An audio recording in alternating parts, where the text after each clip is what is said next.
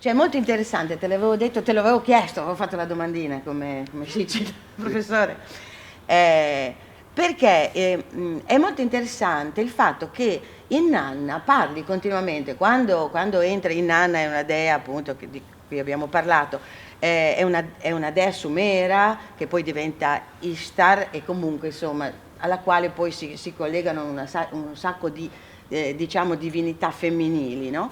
Questa Inanna quando entra in guerra con Marduk, che ha in qualche modo contribuito all'uccisione di suo possibile marito, Dumuzi, Inanna ce l'ha con la montagna. Cioè continuamente, no? Dice no montagna io ti batterò, montagna tu non vincerai, montagna io ti scalerò, montagna io verrò lì e ti ammazzerò tutti e mi vendicherò. Che parlava di Iskur. Adesso dire che parlasse di Iskur direttamente anche qui è difficile e quindi secondo me non bisogna cadere nell'errore di fare identificazioni troppo facili, no? Perché poi non potendo documentarle chiaramente no, si finisce per magari parlare di fantasie, ma che questi combattessero continuamente tra di loro è evidente anche nella Bibbia. Nella Bibbia noi abbiamo ad esempio l'intera famiglia di Abramo che è divisa almeno tra 4 di loro, almeno 4. Uno è Yahweh e tra di loro si combattevano per motivi territoriali, cioè per questioni di potere, normalissime, come fanno tutti i conquistatori, come fanno tutti i colonizzatori, come hanno sempre fatto nella storia tutti i governatori in tutta la storia del mondo, in tutti i continenti. È una storia di guerra. Tutto uguale, tutto uguale. È una storia di guerra. Quando si dice noi siamo uguali a Dio, intendendo per Dio è proprio vero, cioè voglio dire non c'è nessuna differenza. Siamo un po', diciamolo, un po' una schifezza, no? Voglio dire, nel senso sì, perché poi appunto questo riguarda la nostra però anche profondo senso poi di giustizia, cioè abbiamo anche quello. No? Quindi per fortuna abbiamo anche quello, quindi evidentemente abbiamo un qualche cosa che ci fa distinguere, no? Che non ci fa essere completamente e solo dentro a quell'approccio, a quel modo di vedere che è appunto quello guerresco, aggressivo, eccetera. Sì, no? A conferma di questo, noi adesso stiamo parlando di Bibbia, no? E quindi stiamo parlando di guerra, perché insomma, la Bibbia è un libro di guerra. Spesso nelle conferenze leggo i salmi per far vedere come questi non siano altro che canti di guerra, cioè inni di lode che un popolo rivolge al suo comandante militare. No? Poi ovviamente vengono presi dei piccoli pezzettini, 3-4 versetti, e vengono letti, citati, come se fossero versetti di amore universale, invece l'amore universale non c'entra niente. C'entra il rapporto tra Yahweh e quella famiglia lì.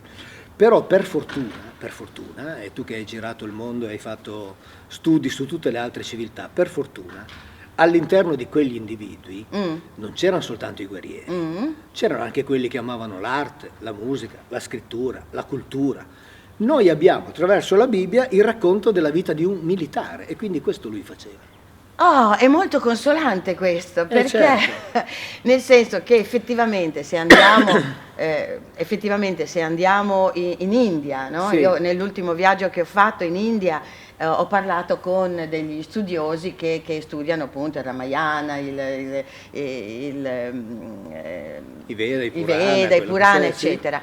E ho chiesto a loro l'informazione che arrivava da questi libri e loro mi hanno spiegato molto bene che questa informazione è da una parte un'informazione scientifica, sembra quasi che sia un saggio di fisica quantistica, no? Di cose sta venendo sempre più fuori, alle quali noi siamo arrivati. Loro poi facevano proprio se noi dobbiamo parlare del Big Bang parliamo di una cosa figurata, il Big Bang, no? Sì. E loro parlano dell'uovo cosmico, no? Però alla fine insomma sempre un aspetto figurato devi dare a un fenomeno naturale, esatto.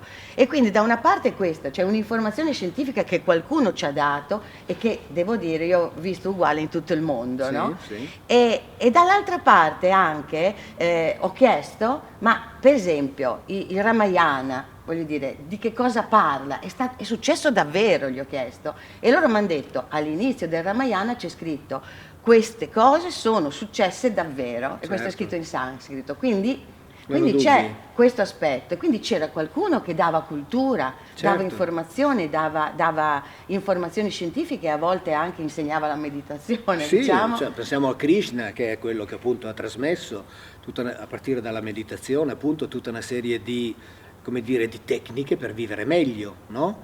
Per fortuna, ma voglio dire, pensiamo agli dei greci, a quella parte degli dei greci che si occupavano di musica e di cultura, pensiamo a quella parte degli dei egizi, pensiamo a Thoth in relazione alla scrittura. Certo, grande cioè intelligenza. nel senso che all'interno di quei gruppi lì c'erano in sostanza le stesse diversità anche individuali e caratteriali che ci sono tra di noi.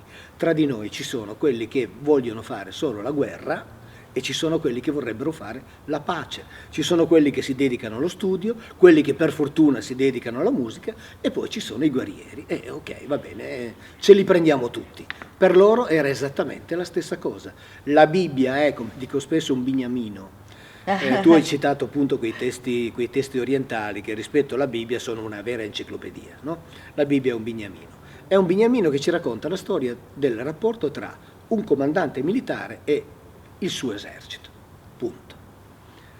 Gli altri testi, che per fortuna non sono finiti nelle mani di teologi monoteisti, sono rimasti più liberi e hanno continuato a raccontarci tutto.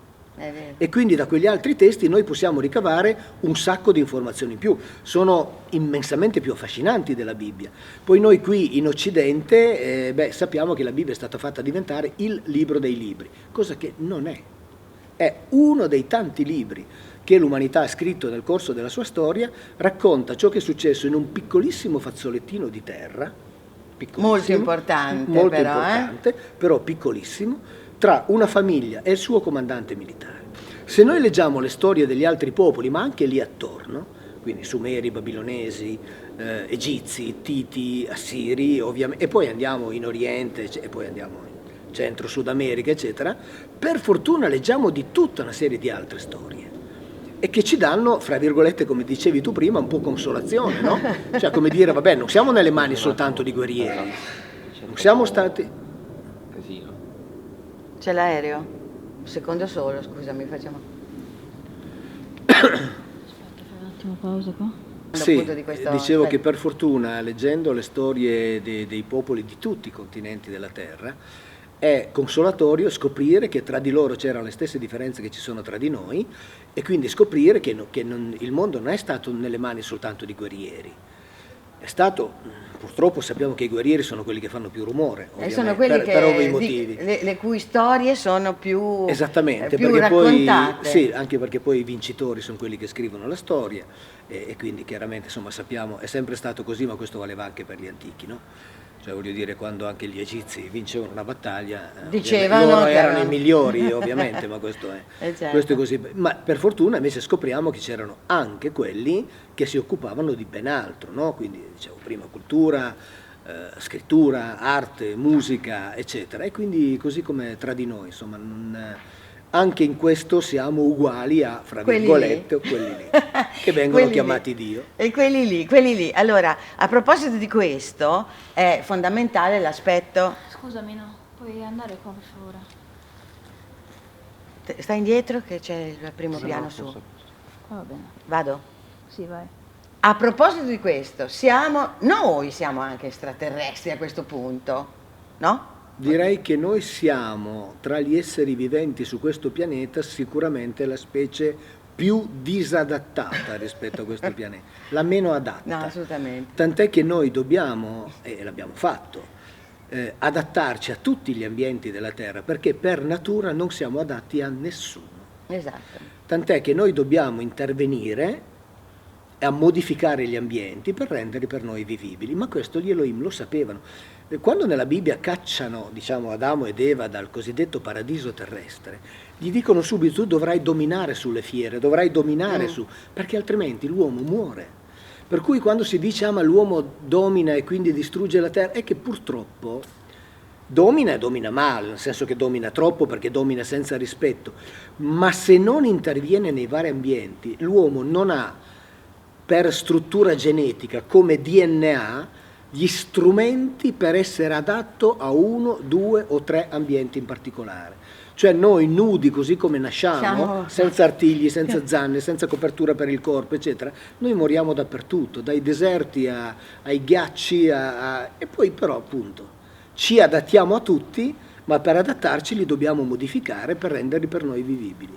Non ci abbiamo lo scafandro praticamente. Esattamente. Cioè, non ci abbiamo lo scafandro e non ci abbiamo lo scafandro e poi alla fine forse abbiamo addirittura noi siamo adattati anche addirittura forse a un altro luogo probabilmente. Guarda, sì. Cioè, hanno studiato che addirittura il nostro sonno-veglia, no? Il nostro Sì. rapporto sonno-veglia è diverso da quello del terrestre, è più vicino a Marte. Sì, sarebbe di 25 ore o qualcosa del genere. Esatto. Tra l'altro una cosa curiosa che ho sentito dall'astronauta italiano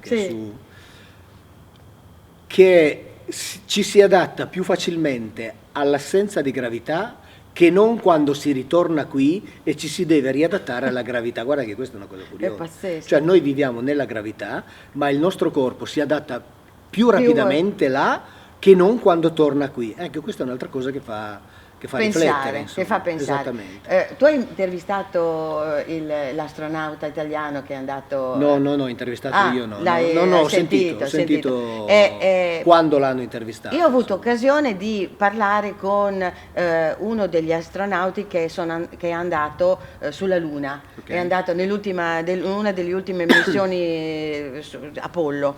E la domanda che gli ho fatto, a parte appunto questo weekend, perché poi alla fine sulla Luna ci si va in un weekend, Sì. Cioè, poi devi girare 3 volte. Anche perché nel fine settimana sulla Luna c'è un gran movimento. Allora sì, è il meglio andare, ma poi soprattutto dalla parte che non è... Esatto, che non perché si lì vede. ci sono locali, eccetera. Quello non c'è la luce, no? È per questo che non ce li fanno vedere. Esatto, sì. perché invece si divertono da matti. Insomma, una settimana per andare, cioè un weekend per andare sulla Luna e poi la domanda, no? Sempre la domandina. Ma scusi, che odore fa? No? Che odore fa lo spazio?